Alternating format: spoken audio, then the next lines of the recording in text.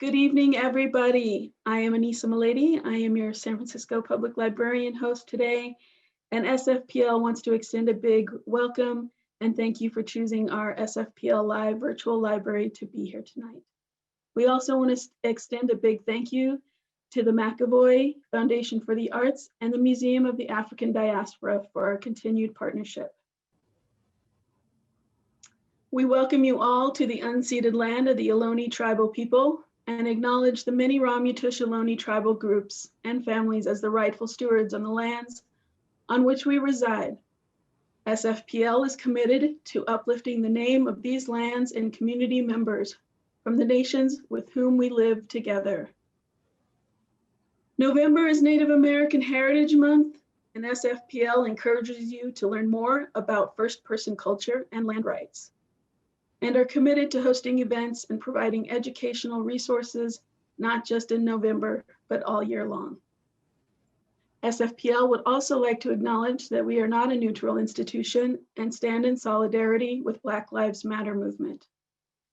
We support collective action to end structural, systemic, and institutional racism in our institution, in our community. As a library, we are here to help our community by providing useful and factual information. I'll be sharing a document in the chat box and a link to tonight's presentation that has a lot of resources on first-person culture and Black Lives Matter, as well as links to all of our presenters and tonight's event. Again, thank you all for being here to this amazing event. I want to welcome Susan Miller, the Executive Director of the Mcavoy Foundation for the Arts. She has been with the organization since it opened in 2017. Mcavoy Arts features exhibitions and public events built on the themes and ideas in the Mcavoy family collection. In partnership with curators, artists, and arts institutions around the world. Prior to the Mcavoy Arts, Susan held a staff leadership roles in the arts at UC Berkeley, led San Francisco's early artist space, New Langdon Art, and Cap Street Project, and developed curatorial and performance projects with the Exploratorium, the Public Theater New York, with Stanford University, the Museum of Contemporary Art Chicago, among other national institutions. She has been a San Francisco resident for most of her life. Let's welcome Susan.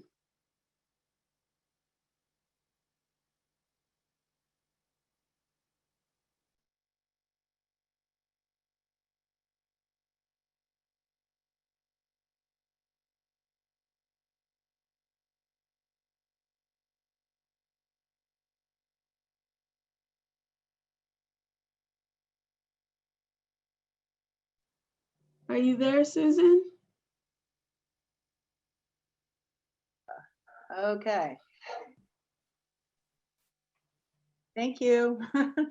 Good evening, all. It's my pleasure to welcome you to this special conversation with Isaac Julien and Angela Davis, with Sarah Lewis moderating.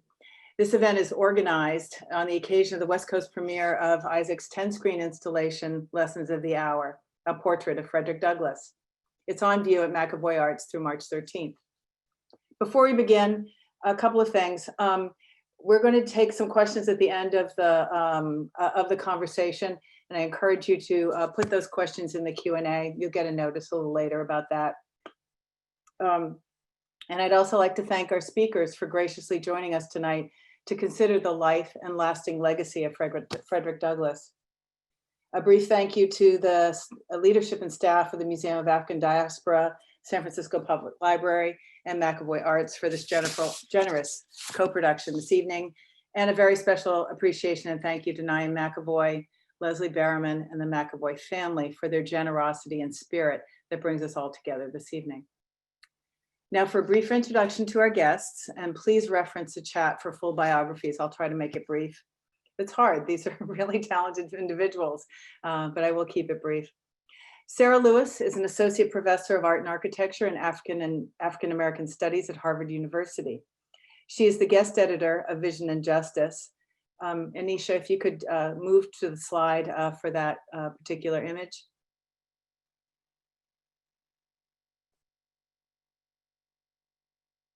There we go. Great. And there's one more. Illustrated here, it's the 2016 award-winning issue of Aperture magazine with contributions by Sarah, Henry Louis Gates, Claudia Rankine, and others. Her writings have been published widely, including in the New York Times and in Art Forum and for the Museum of Modern Art, among many other publications. If we could go forward in the slides, that would be great. This is another example from Sarah's project.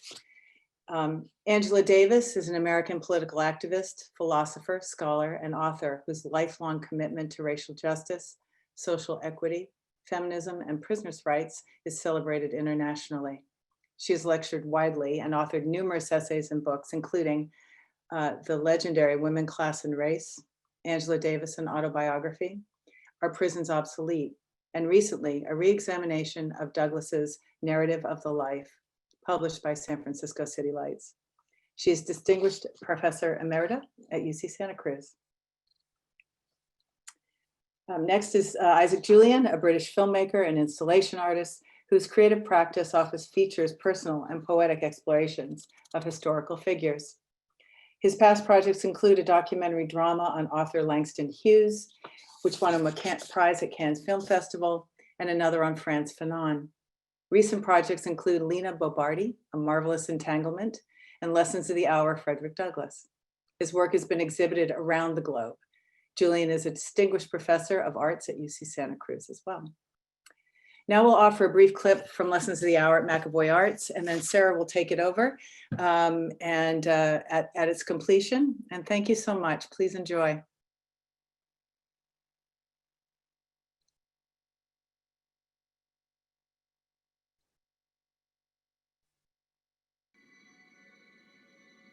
Pictures, like songs, should be left to make their own way into the world. All they can reasonably ask of us is that we place them on the wall in the best possible light. And for the rest, allow them to speak for themselves.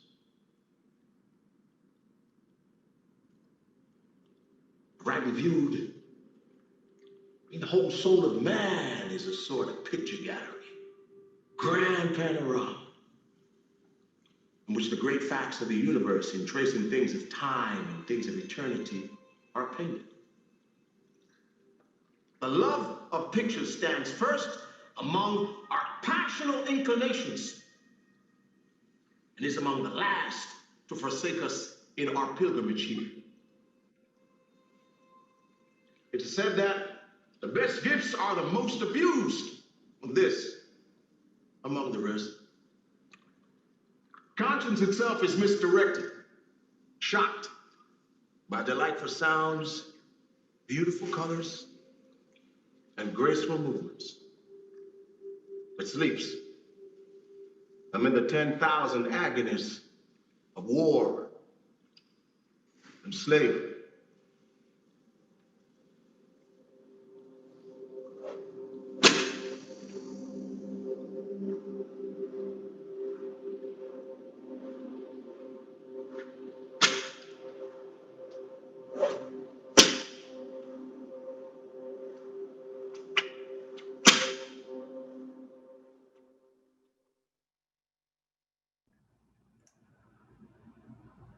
Good evening. It's such an honor to be here with two extraordinary individuals and colleagues. I first just want to thank the McEvoy Foundation for the Arts and the Museum of the African Diaspora, and of course the San Francisco Public Library for allowing us to convene tonight here in November at a historic moment. I just want to begin by framing the conversation a bit, and then we'll ask Angela Davis and Isaac Julien a set of questions, but again, I just cannot more emphatically express what an honor it is to be in conversation with you both. Thank you, thank you. We are in a historic moment today in mid-November 2020. And it's one that makes the work of Lessons of the Hour vital and urgent. The country has been, the United States that is, in such moments before, but this particular one has a distinct character. It's a moment in which we have daily reminders that the fragility of American rights have not only been secured by norms and laws and the work of activism, but also how we judge, quite literally how we see each other and how we refuse to see each other. We're here because one man understood this long ago, certainly Frederick Douglass, who in December 1861 stood in Boston's Tremont Temple, that integrated church 1 block from Boston Commons, and gave a speech that wasn't understood at the time, in which he argued that force and combat might do work to end complete sectional disunion, but that something else was required for what he called American progress, namely pictures and their function for the critical imagination. In this Civil War era speech, lectures on pictures and progress, as he alternately called it, Douglass made the case for the arts as a force for emancipatory possibilities. Perhaps most surprising might not be what Douglass said about the power of pictures, but when he did, at this time of unthinkable retrenchment and national fracture, when there was blood on the fields. He even began his speech with an apology saying, quote, "It may seem almost an impertinence to ask your attention to a lecture on pictures," end quote. Yet he would continue. The audience had come expecting something else. Douglass's speech constitutes an important component of Isaac's extraordinary film, Lessons of the Hour. And at the end of Douglass's lecture, he said that it might take over 150 years for someone to come along and better explain what he meant by the power of images for justice. I'd like to imagine him redrafting that speech, as he did 3 times over the course of his life, thinking of and hoping for an artist like you, Isaac, and an extraordinary political philosopher and activist like you, Angela, to come. So with Douglass's hope in mind that we would be here 150 years later discussing this idea, I'd like to start with a broad question to frame our initial discussion. What is the role of art and culture for justice? Angela, I'd like to ask you this first. How do you see and frame the significance of Isaac Julien's work at this moment, making a film about Frederick Douglass? And how does your study of political philosophy inform your thoughts about the arts? Well, first of all, good evening, everyone. And thank you so much for inviting me to participate in this conversation. You know, I have been following Isaac's work for so long that it seems that it has always been there to push us to think and feel more deeply in relation to the range of ideas linked to histories of people of African descent. I remember Passion of Remembrance, which was when, in 1985, 84, something like that. So from Passion of Remembrance to Lessons of the Hour, which I had the opportunity to see in Rochester about a year ago, and everything between them. And it occurred to me that when Isaac began to work on this film installation on Frederick Douglass, he certainly could not have known that we would be now engaged in very deep collective thought about the ways in which our institutions have been shaped by the structural racism that ultimately emanates from colonialism and slavery. And he could not have known that the context of viewing this installation would be shaped by real events that caused so many of us to go back and reread Why is the Negro Lynched? He could not have known that our collective reflections on the meaning of leadership in the ongoing struggle for Black liberation would be advanced by the opportunity he gives us to reflect on the life and works of Frederick Douglass. So what I would say is that this is certainly an instance where art pushes us to imagine beyond the current capacity of our political understanding. And that And I think that the best art does that. It changes us. It changes us in a way that impels us to search for something new, something better for freedom. Isaac, how in your mind's eye do you think of your work differently as you see it framed through Angela's answer here?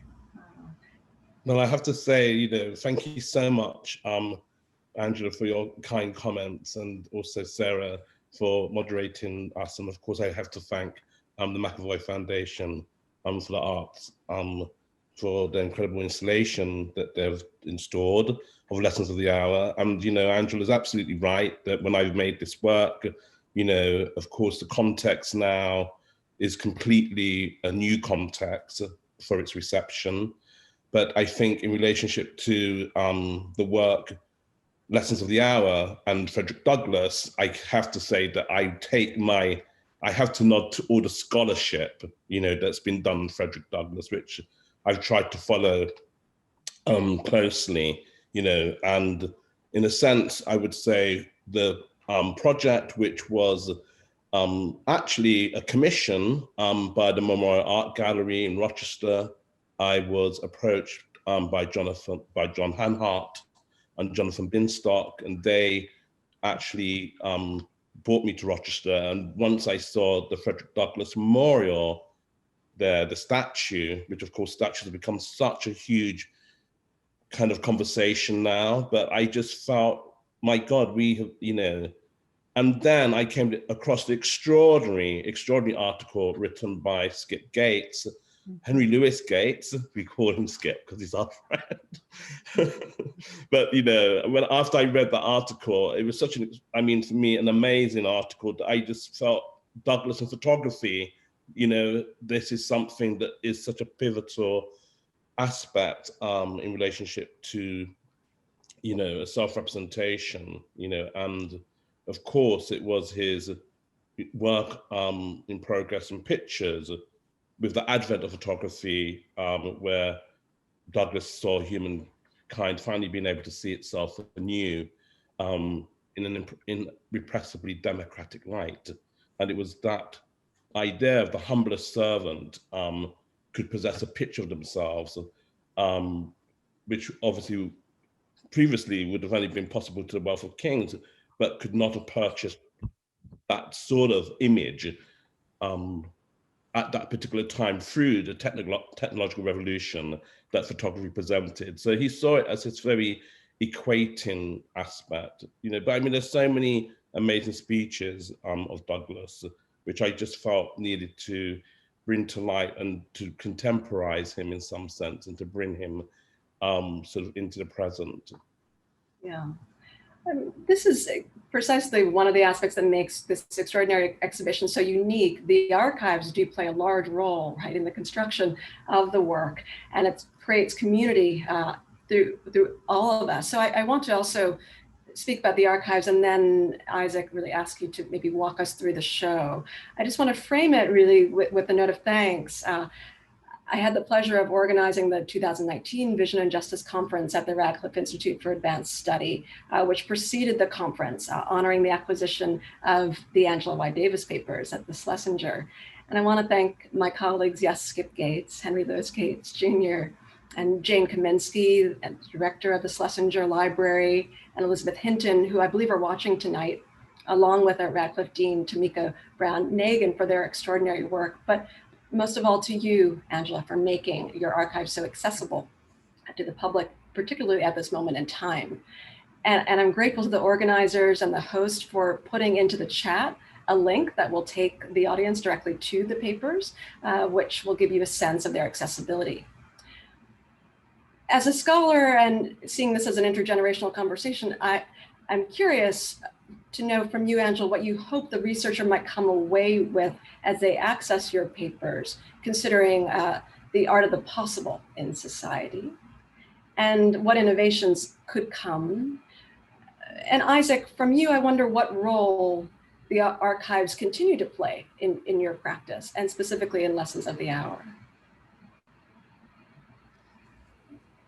Well, okay, let me be very brief here. I guess I would say is that it often takes us too long to recognize the large historical context for our own lives and the work that we do and the struggles that we are engaged in. And we know how archival research can produce new insights and thank you again so much, Isaac, for this beautiful work of art. I think for me, I did not intentionally save a lot of documents, but I didn't throw away a lot either. I didn't throw away a lot of the ephemera that was produced by the struggles in which I have been involved. And so when the possibility arose of giving them to the Schlesinger, it made me reflect about the fact that future generations might better understand the value of these struggles. I wasn't concerned about myself, and I wasn't concerned about, and I'm not really concerned about my own legacy as an individual or my thoughts are about collective legacies. And I know that there's a great deal in those papers that will be otherwise lost to coming generations. So I hope that researchers, whether they be scholars or activists, can see the connection and the ways in which the work that we did in the 20th century and the 21st century helped to create new terrains of struggle and thus a kind of continuum that links intellectual labor, cultural labor, activist labor over generations and centuries. Thank you. I have to say, that I got this, in my archive, Angela, your critical introduction, lectures on liberation, along with the American Slave by Himself, the narrative of Frederick Douglass. And I thought this was a wonderful, wonderful document, archival document, that really is so important in terms of the 19th century into the 20th century and having this conjoined voicing, this continuum. And I'm so fantastically thankful that your papers are there. It's so important. And I think, for me, the archive, of course, is something which I completely depend on and inspires me to make works. So in relationship to that, in a sense, if I think about, for example, the scholar Celeste Barnier, who scholarship I really depended on in relationship to make this work, along with many other scholars, then you could say the kind of active visualization comes about, because of course, I would say that in terms of the artists, I need to know other things, what was Frederick Douglass's inner life? How did he feel? Who made his clothes? What his relationship to horses? What did he do when he was in Scotland? I mean, you have to ask all of these impossible questions, and then in a way, through the archive, through the kind of relationship to photography, through, if you like, a kind of history painting sort of strategy, then you can bring things to life. And really, of course, it was really the photography as an archive, which was really so instrumental in terms of thinking about picturing Frederick Douglass. And of course, the wonderful book, Picturing Frederick Douglass, again, was central to the formation of being able to, move forward in making a work like this. This is such an important aspect of the conversation, to really excavate the creative process, to discuss really what it takes and the role of the historic archives within that, which isn't always a feature, right, of contemporary art, but I think increasingly it is becoming such for those who are focused on representational justice, as I would describe it. This might be a good time to walk us through the show. There are many questions that we can then point to after seeing a few of the works. And I wonder if we might have the screen shared to allow Isaac to do that at this point.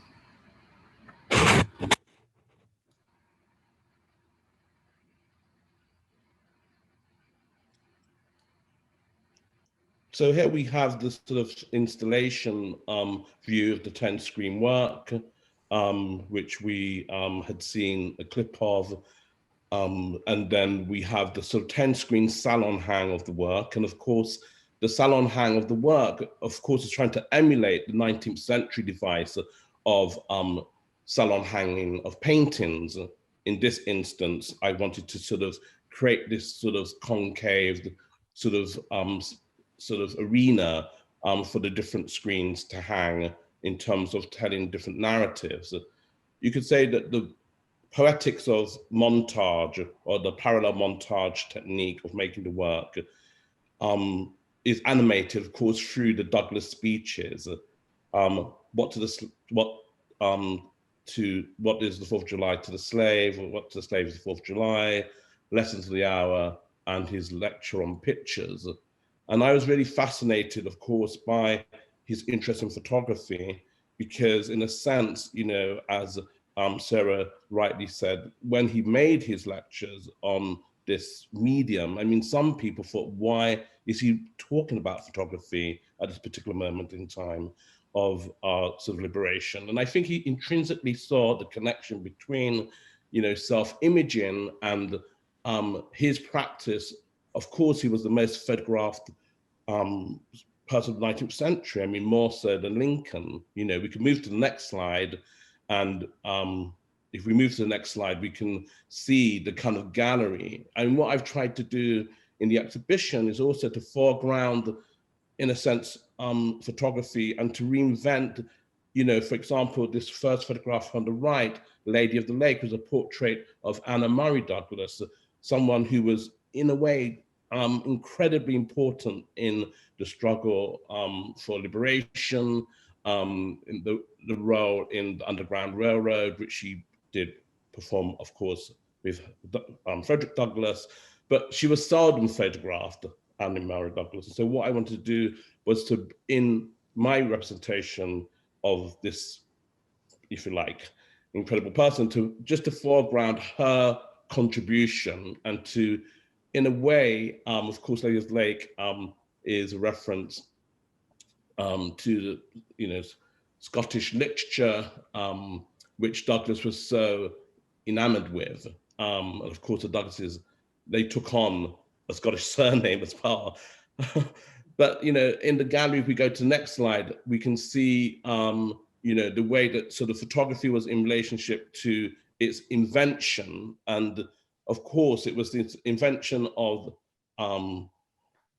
tintypes, which in a sense revolutionized the idea that anybody could have a portrait taken of themselves and the kind of reproduction of it. I mean, of course, you know, Douglass is talking about photography, I mean, 70 years before Walter Benjamin, he's philosophizing about photography. And I think, you know, this is really important, how he saw this as a central component of human rights, in fact. We can move to the next slide, please.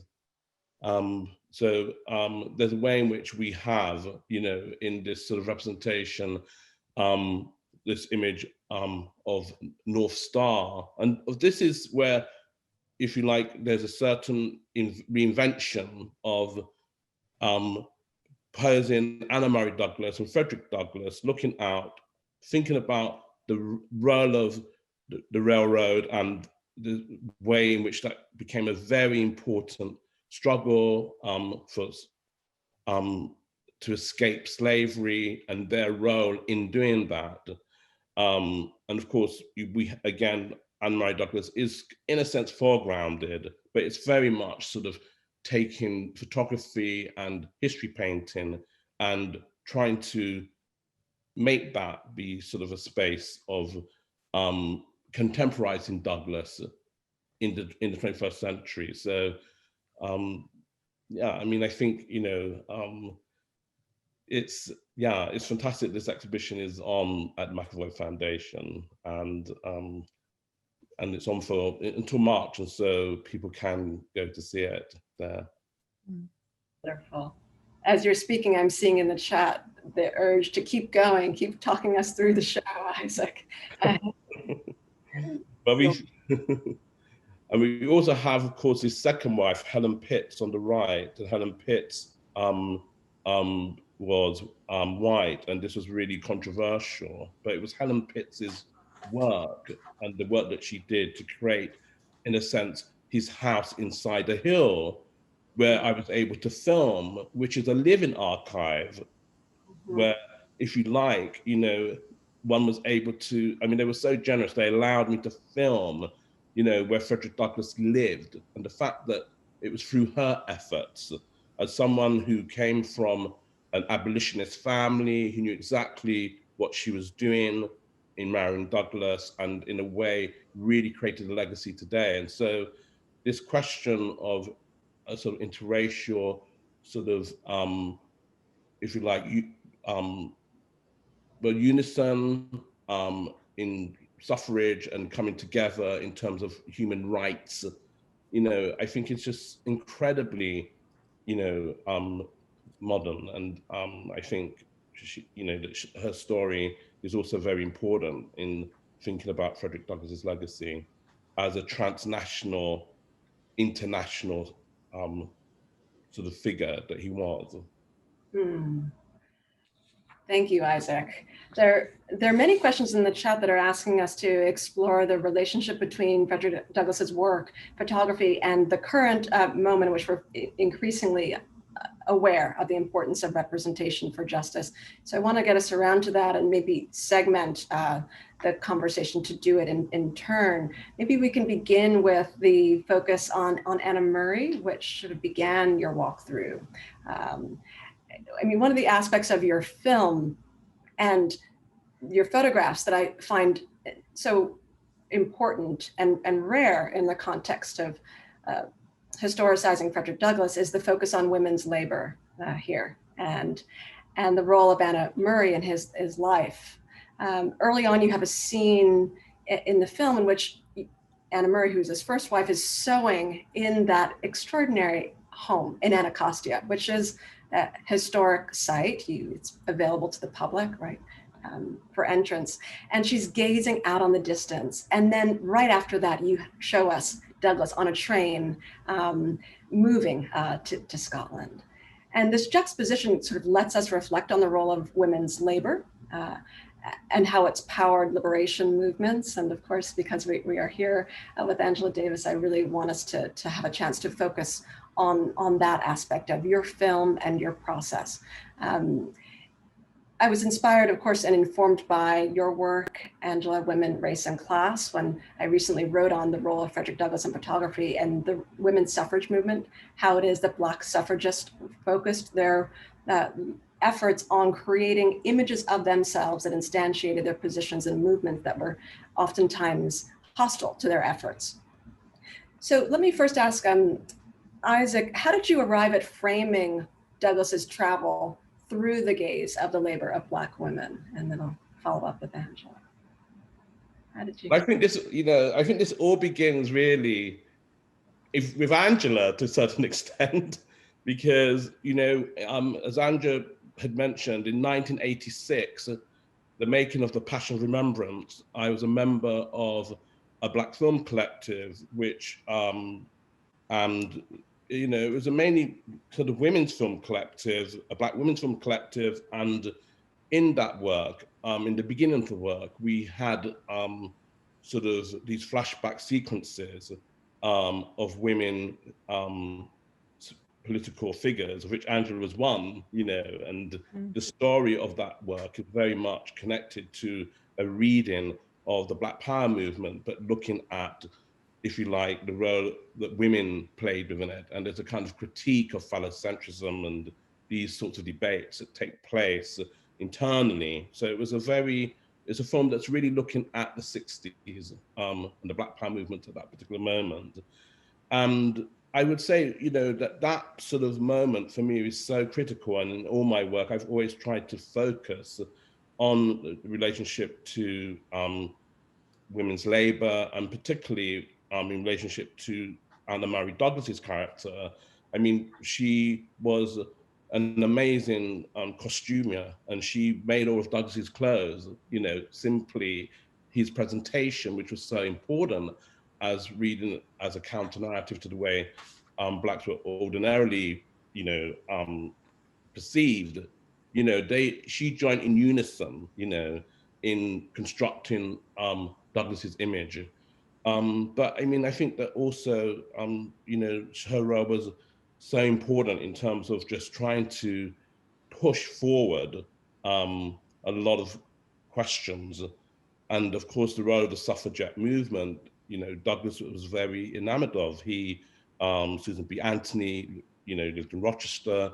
Of course, they had, sometimes a difficult relationship, but he was absolutely, I mean, his last political meeting was at a women's rally, and, at 77, and, he died a couple of hours after attending that, and it shows that very long commitment, I think, that Douglas did have to the suffragette movement and to women's rights as well.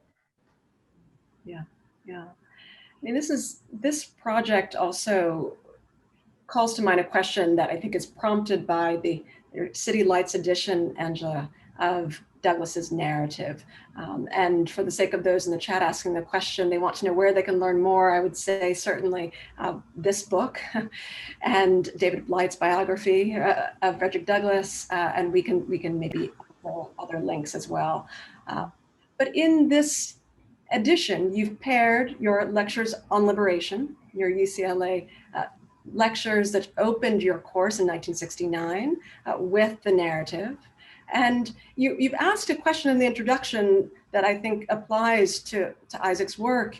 You ask, how then do we read Frederick Douglass's narrative today? And at the time, I don't believe that the lecture on pictures or pictures in progress had been discovered or theorized or written about, or certainly not to this extent. So I wonder if the same question can apply. How do we read Frederick Douglass's lecture on pictures or pictures in progress today?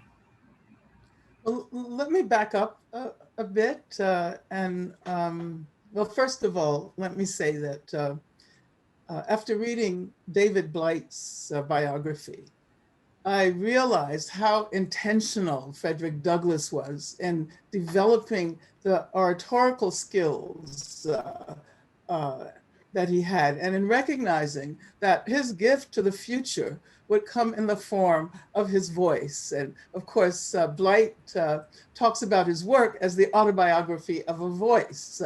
So it's interesting to think about his lectures on photography in relation to his concern with leaving traces of his voice. When I first began to teach, as a matter of fact, that course at UCLA was the very first course I taught at the very beginning of my career, in 1969. And I was trying to, it was in philosophy, offered by the Department of Philosophy. And of course, we didn't have the literature that we have now, Black philosophers or philosophical reflections on the question of Black liberation. And so what we had was Frederick Douglass. And I used that to anchor the course. I was thinking about how, about the fact that when when I first read Frederick Douglass, his writing sort of satisfied this voracious hunger for knowledge about our collective past. It was one of the very few works that we had. And I sort of hung on every word, and I found the philosophical dimension of his self-reflections to be precisely what we needed at that time. But of course, we were conceptualizing Black liberation as primarily benefiting Black men. And our slogan was "Free the Black Man." And of course, developing Black feminist scholarship and activism meant that we had to then later think more critically about Douglass, about the structure of his autobiography, the high point of which is the fight with Covey, the slave breaker. And the fact that he emerges triumphantly from this battle proves that he deserves to be a man. So manhood is the reward at the end of that battle.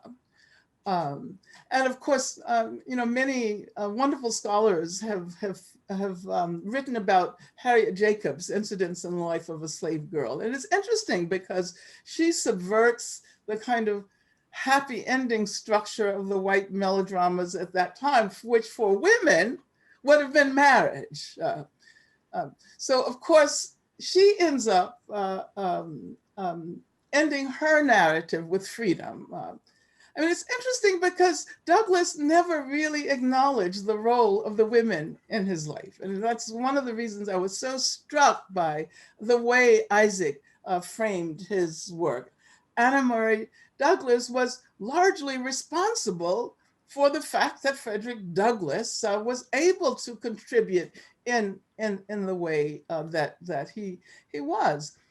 And, I so appreciate the critical edge of Isaac's portrait of Douglass. It's not it's not simply the great man narrative. It asks questions: what enabled him to do the work that he did? And that wonderful image of Anna Murray Douglass sewing as Douglass is in Scotland and traveling throughout Europe. So yeah, we read him differently based on the historical context. And I think that Isaac has given us this wonderful framework within which we can reimagine in a feminist context. After all, the personal is political, right? And so the glimpses of the female labor that enable the emergence of this great figure in Black history is so important to us today, especially when we're beginning to talk about collective leadership, especially when we're beginning to contest the great man narrative, the great individual charismatic Black male leader narrative that is happening among young activists who are calling for a very different kind of leadership, who are calling for collective forms of leadership. Indeed. And it's what makes this conversation in this moment in time, I feel so historic and landmark, in that we are thinking through and publicly celebrating the work of Black women collectively organizing in the presidential election. I know, Angela, you've stated that you're cautious when it comes to electoral politics because of the urge to heroize an individual. And so I wondered in part if thinking about Isaac's magisterial work really at this moment in time, because of how it foregrounds Black women in labor, was urgent for you as well. Obviously, Black women did the work that made the results of the election possible. And the Democratic ticket would not have won without the work of Black women. I'm cautious about electoral politics, but only because we tend to assume that exhausts the arena of political contributions. And I've often felt that the arena of electoral politics is not necessarily the best arena for the expression of radical politics, as we see. But in this very critical moment, what you might call the cleaning out of the White House is necessary before we can begin to imagine any kind of future, pushing back the threat of fascism, bringing the dictator down, which is, I think, how many people felt when they heard the results of the elections, and that is why there was this, spontaneous dancing in the streets when we learned that the election had been called. But of course, what makes me feel so sad about the results of this recent election is that white people, by and large, voted for the man who is the current occupant of the White House. Not only white men, as a matter of fact, a few white men voted for the Democratic ticket, who voted for Trump last time, but white women. Okay, this is the subject for another conversation. Well, I'm glad that we're speaking about it for a number of reasons. Well, first of all, 55% of white women, yes, voted for Trump. 58% of white men, for those in the chat who are asking for the statistics. Yes, indeed, there's work to do. And I was thinking back to Frederick Douglass's quote, where he was thinking about, and he speaks about the making of our presidents, as he puts it. And he describes that the work does not just happen in the political arena, but it happens in the picture gallery, which he was describing as the way in which we can critically imagine a new future, right? So no, I think that's very much germane. I'm sure this is exactly of a piece with what he was describing as the work of pictures and progress, really, that we would not disaggregate a conversation about representation from a conversation about politics, really. So no, this is, I think, exactly right. I want to think about this in the context of Douglass as a transnational figure, and in the context of your own formation, Angela, as intellectually speaking, as a transnational figure. Here, I mean, one of the key features, of course, of Isaac's film is this role of transnational travel for Douglass's conception of liberation. And I wonder, Angela and Isaac as well, if you would just reflect on, Isaac, why this was so central for you to foreground, and Angela on the role of transnational thought in liberation movements, right? Well, I mean, I think, that Douglas's love for Scotland was both a kind of catalyst and a symptom of an altered understanding of the world in which would be expressed in more elaborate and sophisticated approaches to the significance of racism and the singularity of Black life.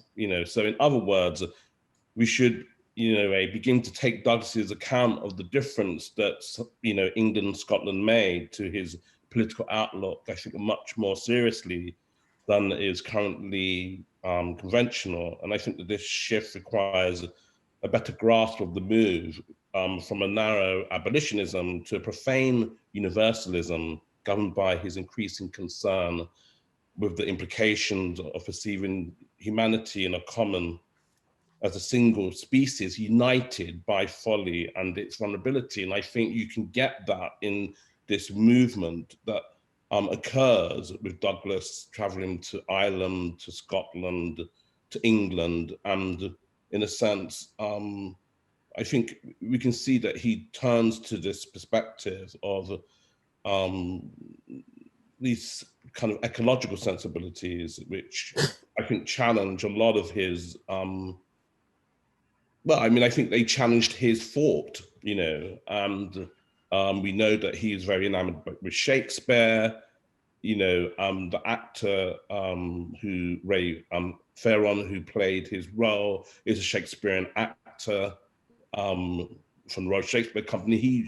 He noticed all the Shakespearean references in Douglas's work straight away, which is why he loved those texts and wanted to perform them to a certain perfection. And I think there's a way in which, of course, if we think also about this particular moment, the Richardson sisters, white women who are Quakers who aid Douglas's freedom by, paying, for his freedom, so to speak, and he returns, leaving,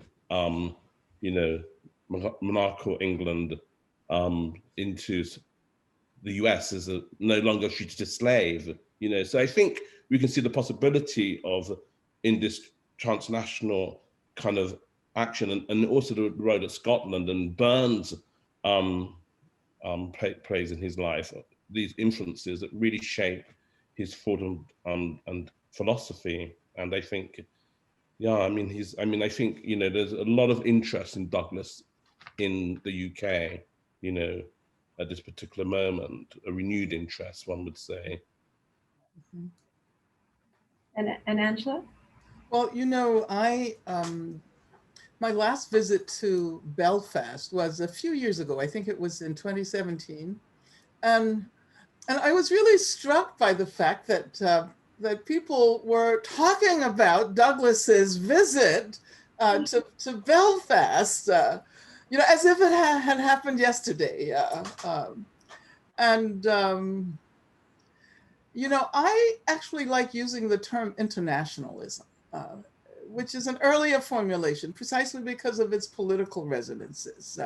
When Frederick Douglass traveled to Ireland in 1845, which also introduced him to possibilities of being treated as an equal, his experiences there, with all of the racism that, of course, we know it exists. It was a transformative experience for him.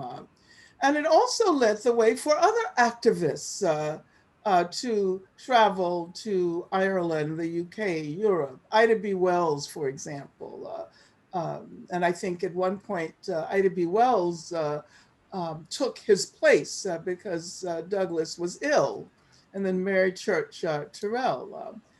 And I think that this dimension of internationalism is often lacking today, precisely at a time when we have the capacity to generate relationships across national borders, and when we can benefit from knowledge about anti-racist struggles in other places. And of course, Frederick Douglass recognized when he made his first trip to Ireland that the struggle for Black liberation is one component of planetary struggles for social justice. And I think that insight was so central. And here in the US, we're often still very provincial in the way we see ourselves and the world. And I think about the fact that we were talking about Black women earlier, and Black women's labor, and the work that Black women have done historically, the anti-slavery work, the activist work over the years. They're very similar historical trajectories in Brazil. Yet we don't have, at least not in our popular discourse, a sense of connectedness to those struggles in Brazil. I think about the anti-militarization of the police struggles in this country that actually came about as a result of connections with Palestine and with Palestine resistors on the ground. And I think about Kurdistan and the fact that all many people know about Kurdish people is the fact that the current occupant withdrew troops from Syria and left the Kurds completely on their own. And of course, we know that the Kurdish army, which is which has large numbers of women, is responsible for pushing ISIS back. So, I'm talking about the fact that there's so much that we could learn. They're also dealing with issues of how to conduct a liberation struggle that focuses on the liberation of women.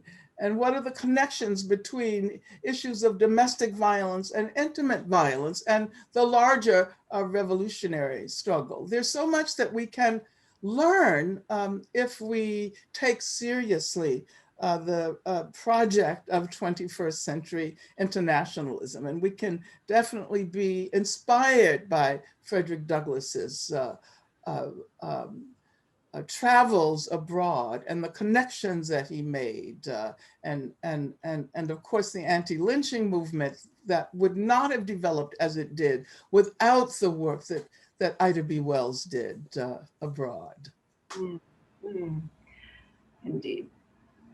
I want to just mention to the audience members that now would be the time to begin to put your questions in the Q&A chat if you hadn't already. And in response, as you're doing so, I just want to, one, mention to the audience member who's asking for where they can obtain Frederick Douglass's speech to look up Picturing Frederick Douglass, an extraordinary volume on Norton, which you can find them all.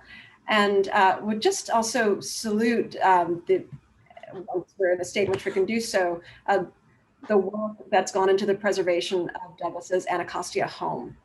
This is, of course, the site from which Isaac was able to create his film, and I was able to visit that site as well when I was writing on Douglass's work. And I just want to also mention a feature of the home that relates to the importance of early conceptualizations of internationalism. His library is in his home. And when you're able to do what the archivists have allowed us to, which is actually look at each title, as I've done, you're able to see the extent to which he understood the importance of his travels on his conception of liberation. I also found when I did an inventory of his library that approximately 20% of those books are books about images, pictures, photography, exhibition catalogs from the Museum of Fine Arts in Boston and the Corcoran, which no longer exists. And that for me was a revelation that speaks to, and I as moderator, I can't speak as much about Douglass as I want, but just want to mention that for those who are asking in the chat, that he was very much fashioning himself as an art historian, as a philosopher about the image. He understood the role of aesthetics for structuring the racial hierarchies that we are still oppressed by, the way in which they are instantiated by the American School of Ethnology, for example, was done through pictures, was done through these images, and Douglass knew that. He spoke about that at length in speeches prior to Pictures in Progress. So for those asking, those are the sources for some of the works, and I think that now would be probably enough time to look into the chat for a few questions. Shall we take some? Yeah, Angela and Isaac. Okay, great. So you're welcome to look at them as well. I've been sent a few, and I think we should begin with this one, and it's a plea for you, Isaac. Over. Would Mr. Julian be willing to share his thoughts about the process of, of thinking about shooting his work in color, and the process of selecting and composing the words with which you place and juxtapose these historical moments?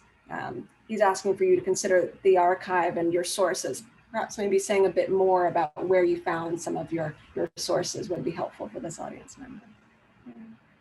Yes, thank you. I mean, I would say that, yes, I said that, of course, that my work's very kind of reliant on the kind of scholarship on Douglass, which has really been quite incredible of recent. And Celeste Barnier, this art historian and Douglass scholar, I work incredibly closely with. And in a way, I would say that, it was really through our conversations and also, of course, through the various articles which I read, where I could construct a kind of picture. But I mean, for example, the use of red in the work, which is used, the colored walls and the carpet, but also in terms of the costumes, which begin the sort of work when we see the Douglass character walking in Scotland. It's an autumn day. He has his red cloak, but this red, of course, is a very symbolic color in relationship to what he will be seeing or imagining when he looks up at the tree. So he talks about from which a thing is viewed is very important, in this question of perspective and viewing and how you view. And in a sense, I think the role of and then there are some deliberate things which I do, which of course, if you have, if one was taking a photograph, working with a tintype, you wouldn't have a colored background, it would be black and white. But in my work, it's a colored background, and that's because of really trying to exploit the use of color and the kind of painterly aspects. But actually, if you go to Frederick Douglass's house today inside the hill, basically he had an art collection. He was a collector of art. And, you see the Greek slave in the corner statue, which he coveted and brought to him to Haiti. He traveled with it. This is someone who was incredibly interested in art. And I think all of that is very evident when you go to his home, which we're so fortunate to have that as a living archive that one could go to today. And I have to say, I was incredibly struck by what I felt, in some senses, the care and detail of how that still survives today, with really not a lot of, resources. I thought that was quite striking. Had he been, I think someone who was not Black, this would be a completely different sort of space in terms of the resources that would be given to it. So I would like to make an also plea for the support of that incredible house museum that it is today, and deserves a lot more support. Yes. There are many questions in the chat. This is an audience of thousands here. So I thought I might actually aggregate two and see which aspect you might like to speak to give more people airtime here. And I think this is a question for you, Angela.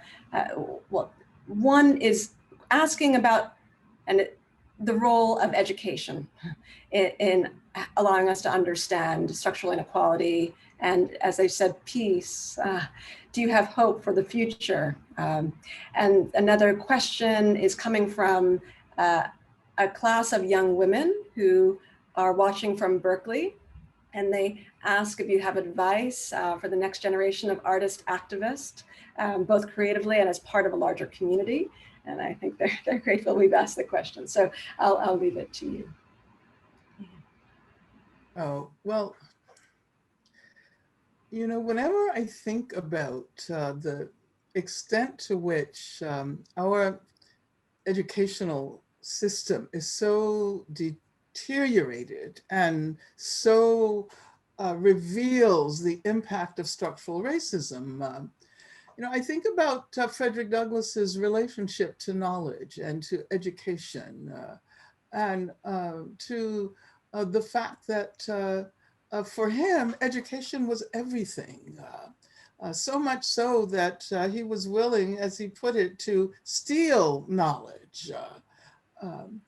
And And I think about that in relation to generations of people of African descent in this country who focus so sharply on the struggle for education. And, for example, in the South, in the immediate aftermath of the Civil War, Black people began to struggle for education, for public education. Du Bois writes about this, of course. And the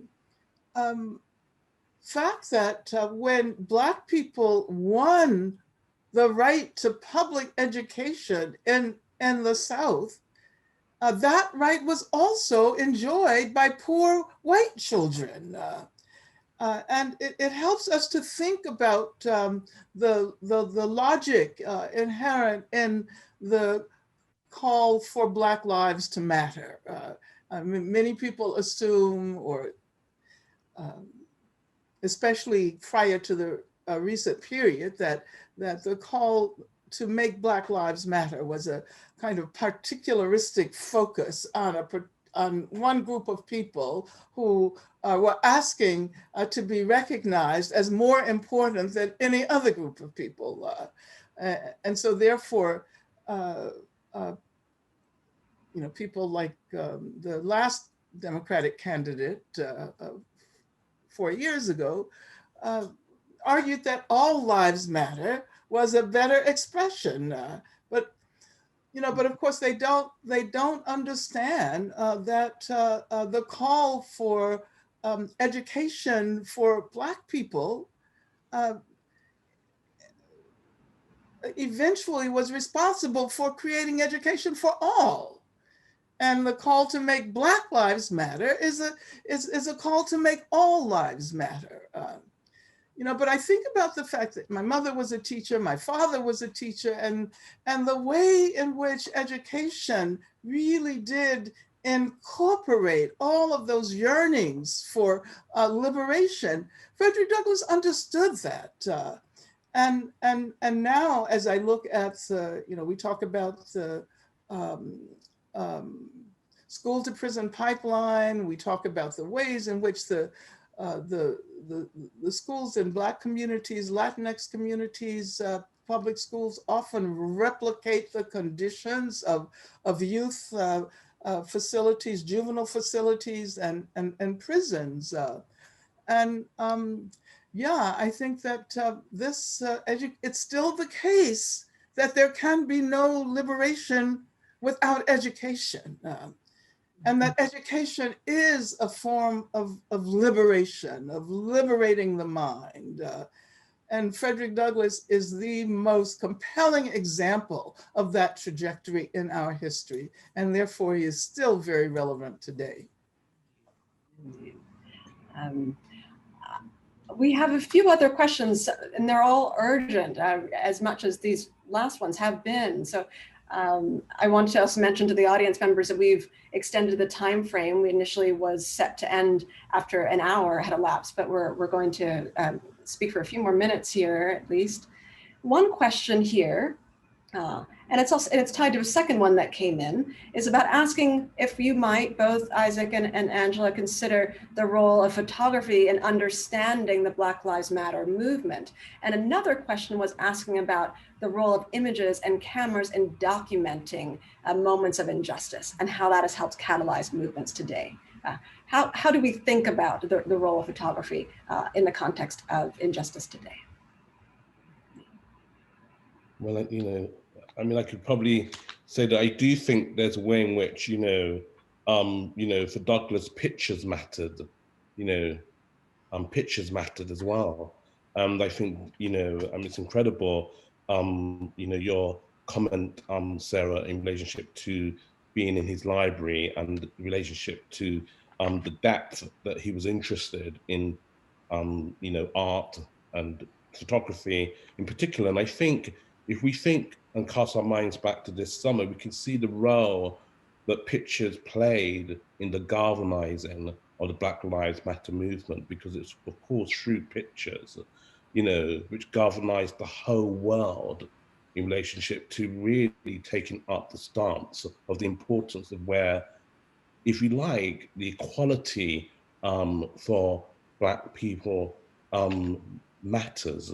And I think we can see that so clearly in the kind of, if you like, progress that has taken place over the months. I think we can almost feel, you know, the election victory that has happened through the hard work that Black women have done in terms of, as it were, dethroning this kind of fascist figure, and really the role that sort of, you know, the iPhone and the kind of picturing of that terrible, horrendous murder that was made, in a sense, sort of national, international, that every city, you know, young people, Black and white, took to the streets in protest. And I think we can connect that to this quest, you know, that Douglass knew that the role of photography and imaging,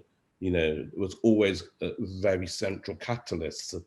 You know, and this is something, of course, when we were making the work, you know, it predates really all of this scenario that we find ourselves in now, but the hints of it in terms of the Freddie Gray riots, which are at the end of Lessons of the Hour, where Douglass gives his speech, and I juxtapose those images, which are images, FBI images, you know, because of course they know that pictures matter too, you know. So I think we can see this sort of constellation in relation to photography and its role today as being an important catalyst and a political one, which can gather those political identifications and make those utopian identifications possible, you know, against, you know,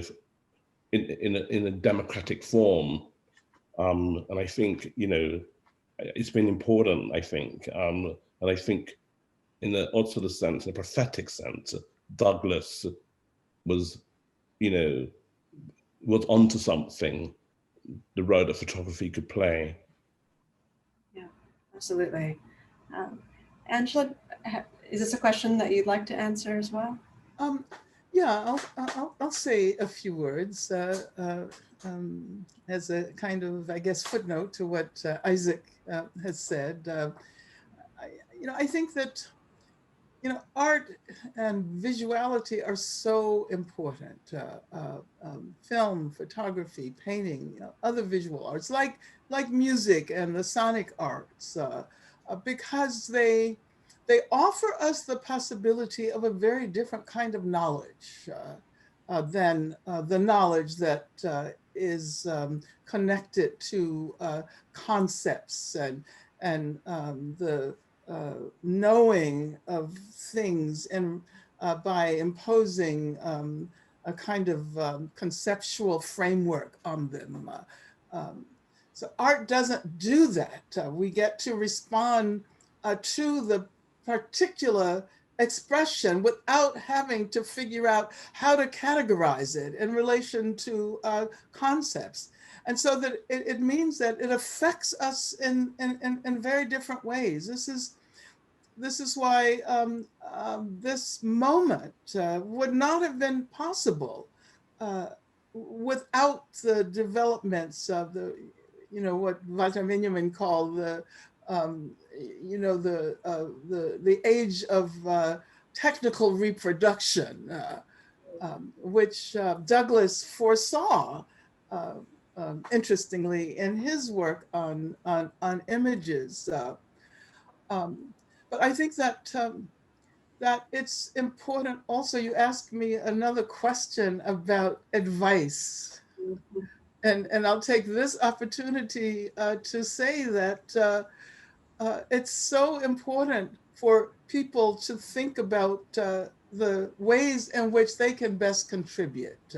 And if they're artists, don't think that you have to become, someone who does all of the organizing that's necessary to continue movements like this, but do it through your art, because art helps to create new terrains, interior terrains. Art makes us more susceptible to thinking about issues about which we don't necessarily have the best conceptual grasp. And art, art is about changing, producing something, making something out of nothing. And in a sense, that's what we're trying to do in terms of social reality. We're trying to generate new ways of experiencing our worlds and new futures. And art is the evidence that it is possible to produce something new, to create something new. And so my advice would be, make the kind of art that is going to encourage people to think about themselves and think about the world that surrounds them. I would say also, just to offer a coda to this, that Frederick Douglass's speech includes this term that speaks to both, Isaac, your point about Douglass understanding and focusing on pictures themselves, and Angela, your point about the critical imagination. He believes in the ability for images to create what he calls thought pictures, right? And it's a term that it makes for a mysterious speech. It's in part why the audience is largely silent, when typically they are not when they listen to Douglass. And he explains that term is really one in which he's describing the mental imagination being charged and changed and enlarged, right, through the critical force that they can now look at the world with, having seen an image just before, perhaps anew. So creating thought pictures with the work of artist activists is indeed what this is about, shifting one's perspective. As Aristotle said, reason alone is not enough to make men good. I want to maybe ask one, final question with a few more minutes here. And this is one question from actually one of a student at Harvard, actually. She first wants to thank us all sincerely, everyone who's organized this critical dialogue, for the work and time that's gone into it.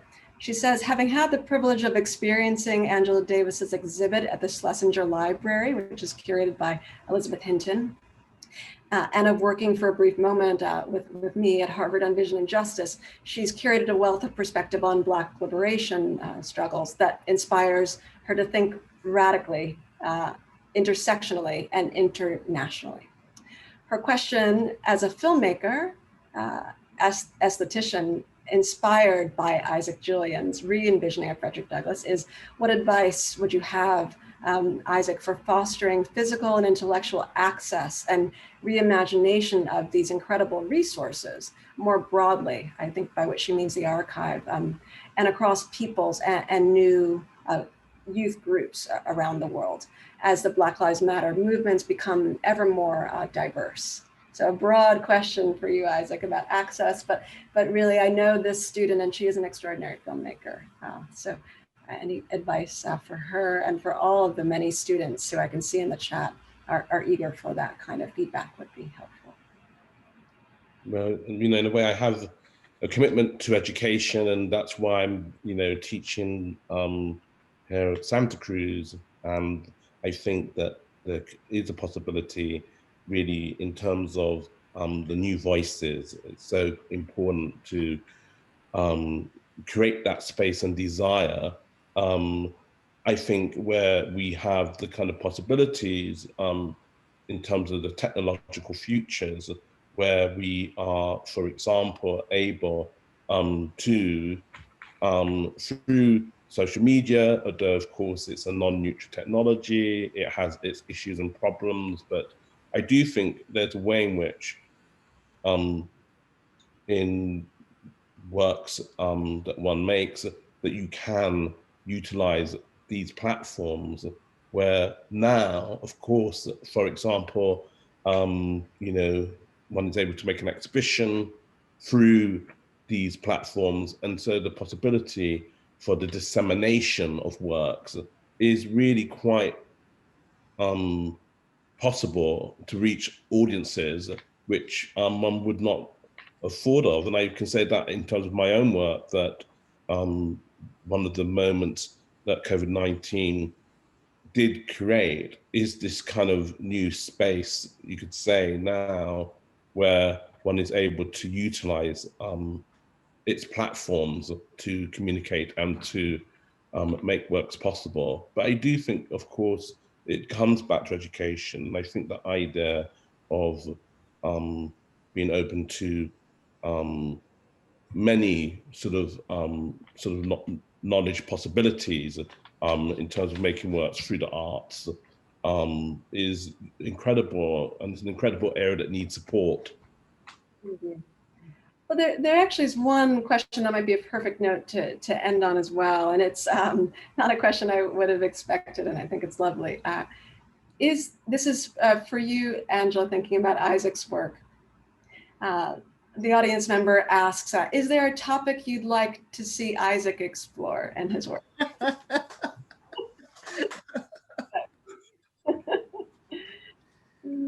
Well, you know, I don't think it works that way.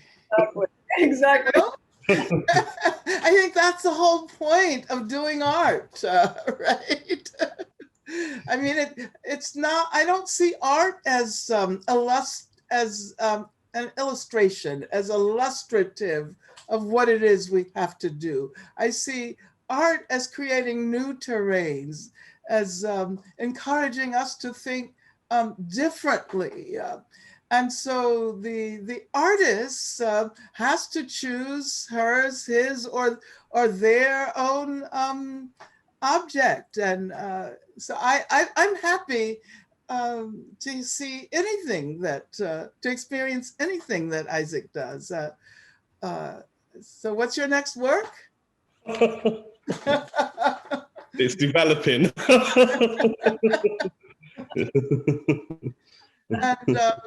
And also let me say that this has been really wonderful participating in this conversation. And I know that you are an art historian, Sarah, and you are an artist, and who am I? You know, I'm someone who has thought about some of these issues sometimes. But right now, I should say I'm really also focusing on music, because what Frederick Douglass said about the impact of pictures and the visual, and you know, also has to be related to the ways in which we inhabit a sonic world, and how, you know, music affects and changes us. So that's all I'll say. I'm actually working on a collaborative book that engages some of those issues. And I'll say more about that later. That's fantastic. It calls to mind in this speech, Douglass thinking about what he calls the making of our ballads, and thinking about music. He says, you know, give him the power over the making of our ballads, and he cares not about the making of our laws. Right. Right. So this is the natural extension, the expansion of how it is that we define the arts beyond the visual, as it pertains to Douglass's intellectual formation and thought into music. What a tantalizing way to consider your next project. Can't wait to hear more. And certainly music is a key feature of what makes Isaac, your extraordinary Lessons of the Hour so evocative and haunting and present for us all today. This is the kind of conversation I do not want to end. It's been such an honor to speak with you, Angela Davis, Isaac Julien, and I want to thank our hosts this evening, once again, at the Mcavoy Foundation for the Arts, and MOAD, and the San Francisco Public Library. And thank you to all of the attendees who came tonight and shared your incredible energy and questions, and have created community, as I've seen in the chat as well. Thank you, thank you, thank you. All right, okay. All right. Thank you all. Thank you, Angela, Isaac, Sarah, Thank you, Angela. And Moad, Thank you. Mcavoy. thank you, Amy and Susan, and Anissa, Sally, Everybody. Beth. It's Okay. okay, Isaac. Can we save the chat and the questions? Oh, yeah. Yes. I will forward it and they can forward it all to you. And thank you, San Francisco Public Library community. We love you and we miss you. Good night, everybody.